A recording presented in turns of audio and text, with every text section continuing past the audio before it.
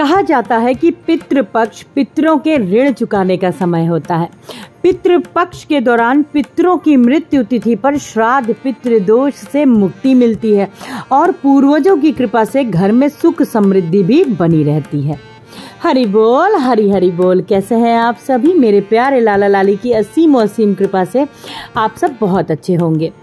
तो आ गई है पितरों को मुक्त कराने की, तृप्त कराने की एकादशी, इंदिरा एकादशी। इंदिरा एकादशी का व्रत करने से भगवान विष्णु का आशीर्वाद को मिलता ही मिलता है, साथ ही पितरों को भी मोक्ष प्राप्त होता है। इसीलिए इस एकादशी का महत्व अधिक बढ़ जाता है। इंदिरा एकादशी का व्रत अश्विन मास की एकादशी तिथि के दिन रखा जाता है। इंदिरा एकादशी का व्रत बहुत ही महत्वपूर्ण माना जाता है। दरअसल इंदिरा एकादशी का व्रत रखने से भगवान विष्णु की कृपा के साथ साथ पितरों को भी तृप्त और मोक्ष प्राप्त होता है। इसलिए इस एकादशी पर भगवान नारायण मेरे हरि की कृपा पाने के लिए आपको पूरे विधि विधान से पूजन अर्चन करना चाहिए। आइए जानते हैं कि इंदिरा एकादशी का व्रत कब रखा जाएगा, साथ ही जानते हैं इंदिरा एकादशी का महत्व क्या है। हिंदू पंचांग के अनुसार एकादशी तिथि का आरंभ 27 सितंबर शुक्रवार को दोपहर में 1:19 पर होगा और 28 सितंबर को दोपहर 2:50 पर समाप्त होगी। शास्त्रों के अनुसार उदया तिथि में जब कोई तिथि लगती है तो उसी दिन व्रत किया जाता है। ऐसे में इंदिरा एकादशी का जो व्रत है वो 28 सितंबर को किया जाएगा।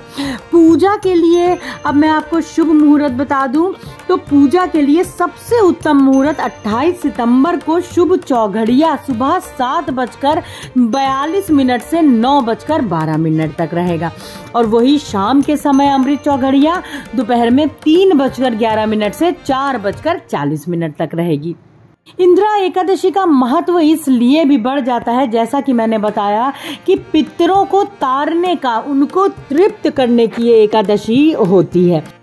इंदिरा एकादशी की पूजा विधि की बात करी जाए तो पद्म पुराण के वर्णित विधि के अनुसार इंदिरा एकादशी का व्रत रखने से पहले दशमी तिथि के दिन पितरों का श्राद्ध करें। दशमी तिथि में ब्राह्मण, गौग्रास, कौवे और कुत्ते इन सभी को भोजन कराएं।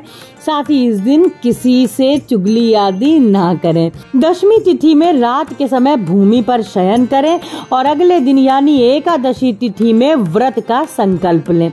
आप स्नान आदि करने के बाद पीला चौकी पर पीला लाल कपड़ा बिछाएं, उस पर श्रीहरि की प्रतिमा स्थापित करें और संकल्प जरूर लें। देखिए, संकल्प लेने से ही आपका जो व्रत है वो पूर्ण माना जाता है। फिर भगवान विष्णु को वस्त्र अर्पित करें और उनके साथ महालक्ष्मी माता लक्ष्मी जी को भी अवश्य विराजमान करके उनकी विधिवत पूजन अर्चन करें। इंदिरा एकादशी में शालिग्राम महाराज की पूजन का विधान है। आप शालिग्राम महाराज, यदि अभी तक आपके घर में आपको उनकी सेवा का अवसर नहीं मिला है तो आप इंदिरा एकादशी वाले दिन शालिग्राम महाराज को उनके घर में भी स्थापित कर सकते हो। शालिग्राम महाराज को आप उस दिन पंचामृत से अभिषेक कराइए, नहीं तो आप चंदन से भी स्नान करा सकते हो।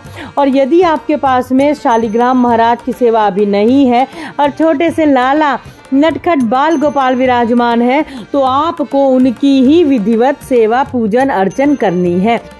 तो बिल्कुल सरलता के साथ, बहुत ही आसानी से आपको इंदिरा एकादशी का व्रत रखना है और अपने पितरों को आप देखिए, जैसे आप पूरा श्राद्ध में आपने श्राद्ध तर्पण किया है उसी प्रकार से आपको दशमी तिथि वाले दिन भी विधिवत करना है और फिर एकादशी वाले दिन सुबह जल्दी उठ करके व्रत का संकल्प लेके आपको अपना व्रत का शुरुआत करनी है।